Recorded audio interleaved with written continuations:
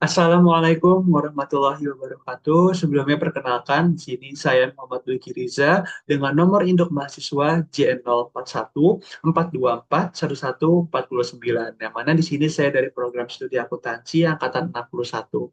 Dan di sini saya akan menyajikan hasil analisis saya mengenai audit materiality assessment pada laporan keuangan PT Forecoopy Indonesia TBK pada tahun 2024. Yang mana tujuan dari analisis ini adalah untuk menunjukkan bagaimana menentukan tingkat materialitas pada prosedur audit, mengalokasikan materialitas tersebut ke akun-akun yang memang penting pada laporan keuangan, serta bagaimana dampaknya terhadap prosedur audit. Yang mana di sini saya menggunakan dari statement of financial position dan juga statement of profit or loss and other comprehensive income pada PT Forecoopy Indonesia Tbk pada tahun 2024. Baik, tidak perlu lama-lama lagi, langsung saja kita ke penyajian dari laporan posisi keuangan dan laporan laba rugi komprehensif.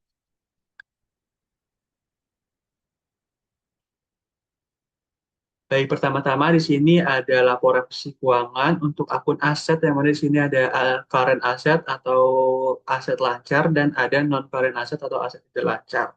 Dan di sini juga ada total asetnya. Dan selanjutnya di sini ada dari total liabilitas dan juga total ekuitas, yang mana laporan posisi keuangan ini memberikan gambaran kondisi keuangan perusahaan pada suatu periode tertentu. Yang mana jika kita lihat dari point of view dari auditor sendiri, auditor dapat lebih memahami struktur keuangan perusahaan dan mengidentifikasi area yang memang berpotensi memiliki resiko salah saji material yang tinggi, seperti itu. Dan selanjutnya di sini ada statement of profit or loss and other comprehensive income, yang mana di sini laporan laba rugi menunjukkan kinerja perusahaan selama periode tertentu, terkhususnya pada akun pendapatan, beban, dan nanti menghasilkan laba ataupun rugi.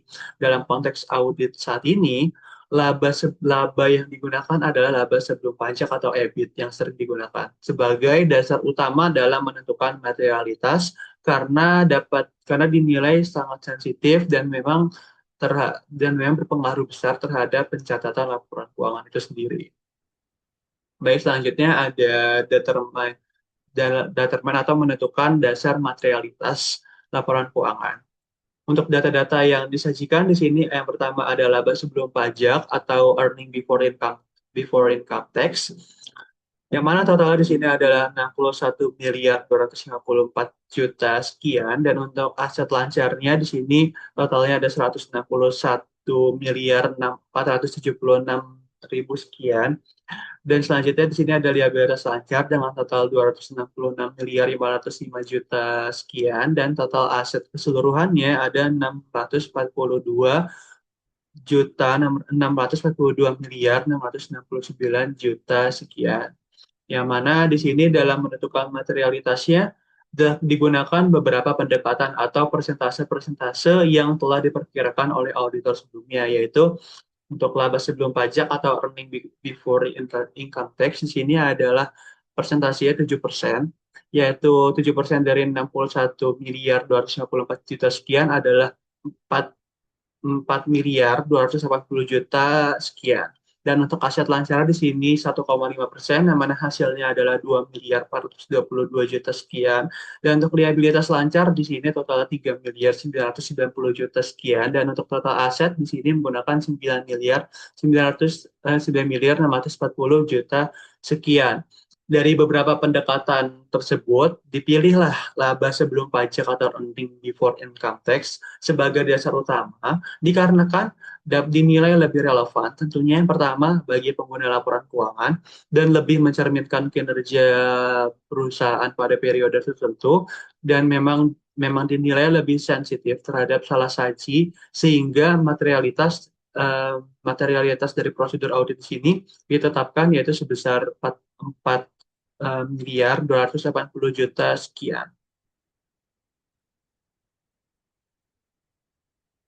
Baik, selanjutnya di sini ada materiality secara keseluruhan, secara overall, yang mana di sini seperti yang sudah dijelaskan pada slide sebelumnya, materialitas keseluruhan ditetapkan sebesar 7% dari laba sebelum pajak, yaitu 4,28 miliar. Artinya adalah kesalahan dalam laporan keuangan masih dapat ditoleransi selama tidak melebihi angka tersebut atau 4,28 miliar tadi. Dan fokus audit di sini akan diarahkan pada akun-akun yang memang berpotensi menyebabkan overstay dari laba itu sendiri. Dengan kata lain, auditor akan dapat lebih memperhatikan akun yang dapat membuat laba terlihat lebih besar dari sebelumnya atau bisa kita katakan adalah overstatement laba seperti itu. Selanjutnya, di sini saya akan menjelaskan mengenai alokasi dari materialitas tersebut.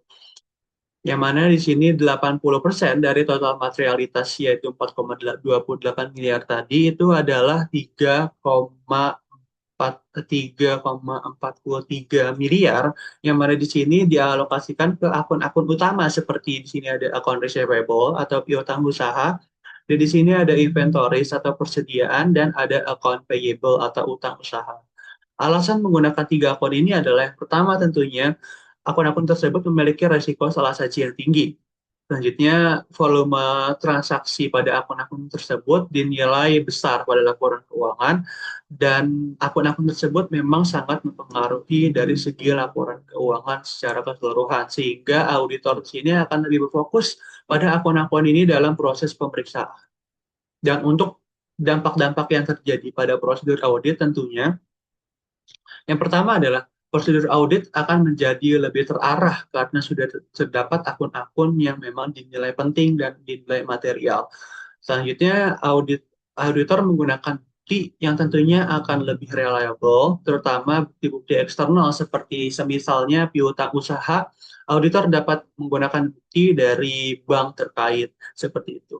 Dan ukuran sampel di sini dapat diperbesar pada akun-akun utama atau tiga akun tersebut dan dapat dilakukan pengujian yang lebih mendalam pada akun-akun tersebut yang memang dinilai beresiko tinggi. Seperti itu. Dengan demikian, tentunya sumber daya audit dapat digunakan secara lebih efektif dan efisien karena auditor sudah tidak lagi fokus ke akun-akun lain selain dari tiga akun tersebut.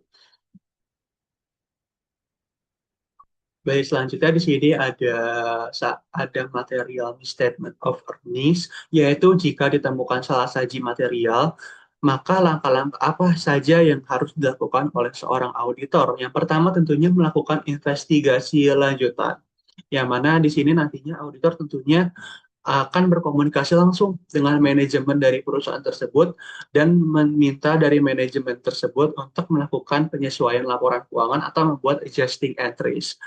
Namun, jika memang tidak diperbaiki atau manajemen menolak untuk memperbaiki laporan keuangan tersebut, maka auditor di sini dapat memberikan opini-opini seperti yang pertama, memberikan qualified opinion jika memang salah satu material tersebut tidak menyeluruh.